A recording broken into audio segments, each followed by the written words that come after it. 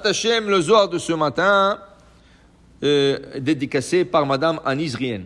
Amar Rabbi Yehuda, Afalgav de Zaka Avanoach, la vihu kidai de Kocha Bechu Yagin Alma Begine. Dit Rabbi Yehuda, même si Noach il avait du mérite, mais c'était pas assez du mérite pour protéger le monde. Il y a des gens qui ont de mérite, mais ce mérite ne sont pas suffisants pour sauver des autres, ils sont suffisants pour la personne elle-même. Noach, il avait du mérite pour se sauver du déluge, à lui, mais il n'avait pas le mérite de sauver le monde. La Gemara, c'est pour ça que la Gemara et Rashi et tout le monde, on met la comparaison entre Noach et Abraham. Abraham avait le mérite de sauver le monde. Regardez qu'est-ce qu'il fait Abraham dans Parashat Lech Lecha, quand il apprend sur Sodome. Quand il apprend, il essaye, Parashat Vaïra, il essaye de quoi? Il essaye de sauver Sodome. Et Hachem presque l'a fait. Seulement, ce n'était pas sa faute à lui. Il manquait 10 tzadikim. Abraham dit, peut-être il y a 50 tzadikim, peut-être il y a 40, peut-être il y a 20, peut-être il y a 10. S'il aurait 10 tzadikim, avec son mérite, il aurait sauvé Sodome.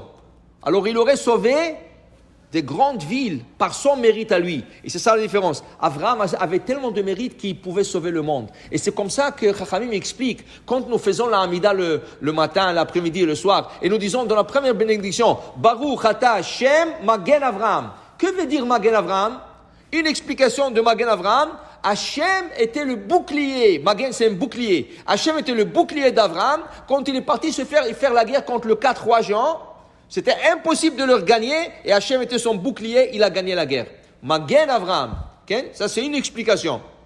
Deuxième explication, Magen Avraham, il dit que Hachem est le bouclier du monde grâce à Avraham.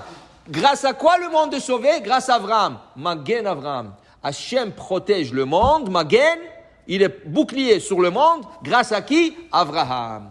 Grâce à Avraham. Pour te dire que Avraham avait de ce mérite. Mais Noach, il n'avait pas de ce mérite. Dis Rabbi Yehuda, Tachazé, viens voir, je t'explique. Moshe Rabbeinu, chaque fois qu'il priait, est-ce qu'il priait dans son mérite à lui? Moshe avait des mérites? Bien sûr qu'il avait des mérites. Il avait des très très grands mérites. Il pouvait sauver le monde en entier avec ses mérites. Mais jamais Moshe Rabbeinu a prié dans son mérite. Toujours il disait, Bizchuta avahan kadmae. Toujours au mérite de patriarche. Alors quand le Hegel, quand ils vont faire le Vaudor, Zechor, le Avraham, le Yitzhak ou le Yaakov. N'importe quoi que Moshe disait, il disait toujours au mérite de patriarche. Il ne voulait pas se baser sur ses mérites à lui. Il disait, alors dit Rabbi Yehuda, tu comprends? Moshe pouvait le faire, pourquoi? Parce qu'il avait Avraham, Yitzhak, Yaakov avant lui. Mais Noach, avant lui, il n'y avait rien. Alors en quoi il aurait prié? Il n'y avait pas de patriarche encore. Dit Rabbi Yehuda, c'est pour ça que Noach n'avait pas assez de mérite de sauver le monde.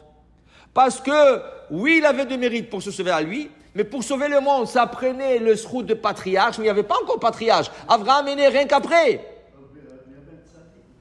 Oui, mais touché là. Mais ce n'était pas patriarche, ce n'est pas les patriarches qui sauvaient le monde. Alors, dans ce cas, il n'avait pas le mérite de sauver le monde. Alors vient Rabbi Yitzhak, Amar Rabbi Yitzhak, Vim Kolda, qui vendama le Kutsha Beichouva, qui monte Berititach. Mais malgré tout ça, dit Rabbi Yitzhak, je ne comprends pas. Quand Hachem lui a dit, je te ferai une alliance, je te sauverai à toi. Aval elemi verachame alayou. Il fallait qu'il prie pour le monde. Top, tu n'as pas assez de mérite. Mais la prière, tu peux faire? Pourquoi tu n'as pas fait une prière? Alors le Midrash, Rashi, on met le Midrash. Quand Noach est sorti après le déluge, et le monde était détruit, il commençait à pleurer. Quoi? Je me rappelle, ce monde, il y a 1 an, il y avait 2 mondes, il y avait de maisons, il y avait des gens, il y avait des animaux. Là, il n'y a rien du tout, rien. Il commençait à pleurer. Hachem me dit, maintenant tu pleures? Il fallait pleurer avant, il fallait prier. Peut-être si tu aurais prié, je t'aurais écouté. Alors tu n'as pas de mérite. Mais tu peux faire la prière, non? Alors pourquoi tu n'as pas fait la prière? Ça c'est Rabbi Yitzhak qui dit à Rabbi Yehuda. Tu me dis qu'il n'avait pas le mérite, il n'y avait pas de patriarche pour prier. Ça va, prie toi-même. Prie, fais la prière à Hachem. Peut-être il va l'accepter. Peut-être oui, peut-être non, on ne sait pas. Mais pourquoi tu n'as pas prié? Peut-être tu aurais sauvé le monde. Alors il dit Rabbi Yehuda il retourne. Ama Rabbi Yehuda, qu'est-ce que tu veux de lui? Tu sais qu'il habitait dans une génération de pervers, de méchants. Et tu sais que quand quelqu'un est tzaddik et il habite dans un entourage de Rechaïm, des fois le Rechaïm, Hachem veut leur détruire. Mais des fois, Hachem, qu'est-ce qu'il fait? Il prend le tzaddik pour sauver le Rechaïm. Pour qu'il ne tue pas tout ce masse de monde, de gens. Qu'est-ce qu'il fait Hachem? Il a un tzaddik, alors il enlève le tzaddik à une seule personne pour sauver le Rechaïm. Noach, il avait peur. Noach, il avait peur qu'Hachem lui prend à lui pour sauver le monde. Pour que le monde continue à tenir. Noach, il avait peur. Hachem dit, tu sais quoi, Noach c'était un tzaddik, je l'enlève du monde pour protéger les gens. Alors, qu'est-ce qu'il faisait Noach? Il priait pour lui, dit Rabbi Yehuda. C'est ça, oui, il était obligé d'être égoïste. Pourquoi? Parce que sinon, c'est lui qui serait mort et il serait sauvé.